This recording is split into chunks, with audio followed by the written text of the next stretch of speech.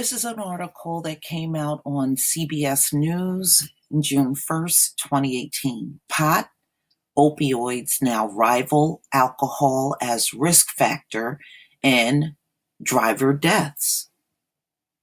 Well, see, I already knew that drugs rival alcohol as far as driving under the influence now. It's far more people doing drugs than getting drunk off of alcohol and getting behind the wheel. Pot and opioids have become almost as deadly as booze for drivers, a new report shows.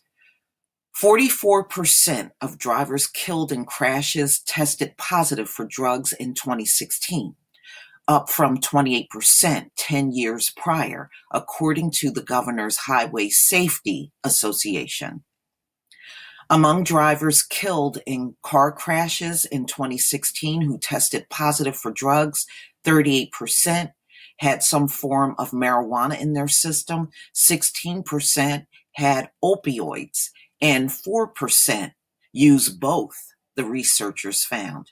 Too many people operate under the false belief that marijuana or opioids don't impair their ability to drive, or even that these drugs make them safer drivers. I've heard that kind of stuff before. I'm better with marijuana, I'm better with drugs. No, you're not. No, you're not. But, we hear that from the usual suspects. Busting this myth requires states to expand their impaired driving campaigns to include marijuana and opioids along with alcohol to show drivers that impairment is impairment regardless of substance, he added. Although drunk driving is still a threat on the roads, the number of drunk drivers killed in crashes dropped slightly over 10 years, falling from 41% in 2006 to 38% in 2016, according to the report. There's a video down here that I'm going to play.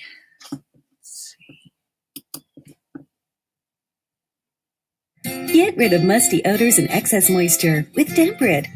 So, my closet, it's full of excess moisture. The clothes start to stink. Damp Rid takes care of that. Damp Rid moisture absorbers eliminate the excess moisture that causes musty odors and last for up to 60 days. A CBS News poll finds 59% of Americans think marijuana should be legal. What about the dangers of driving while high? And Colorado, one of the first states to allow recreational pot, 51 driving deaths in 2016 were linked to marijuana. Mary Peterson has this story. I just don't want this to happen to somebody else. Barb Deckert's fiancé, Ron Edwards, was driving to work on his motorcycle when a driver ran a red light and hit him. Edwards died in the 2015 crash, and according to police, the car's driver had marijuana in his system. Do you think the marijuana may have or did contribute to this? Oh, absolutely.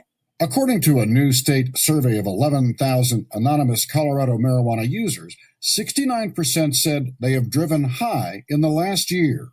In some states, driving under the influence of more than 5 nanograms of marijuana is illegal. But here's the reality. Measuring impairment is complicated. There is no science behind an exact number of impairment. Colorado Traffic Safety Resource Prosecutor Jennifer Knutson. With alcohol, we have accepted ranges of dissipation, and we can kind of tell, one drink equals this.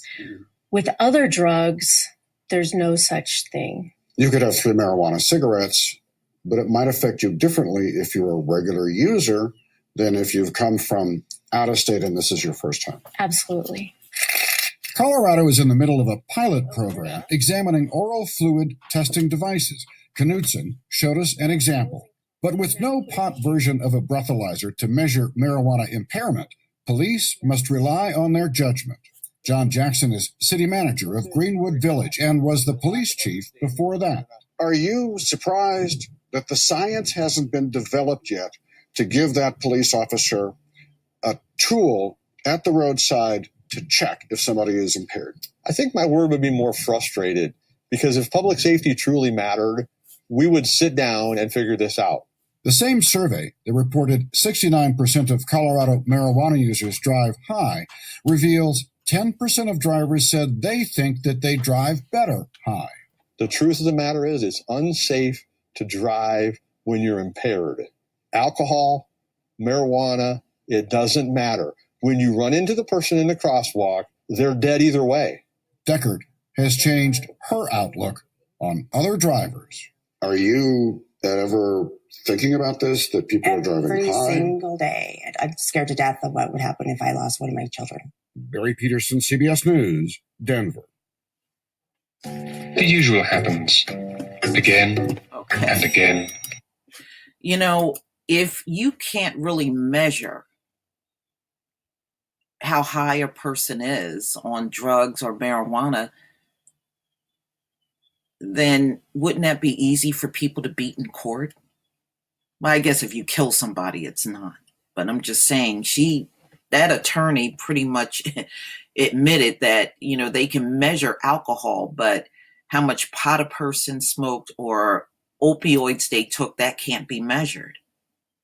Interesting. Please tell me what you think, ladies and gentlemen. Please leave your comment and subscribe. Don't forget to hit on the notification bell. If you can support my channel, please do. And I will see you on the next video. Peace, family.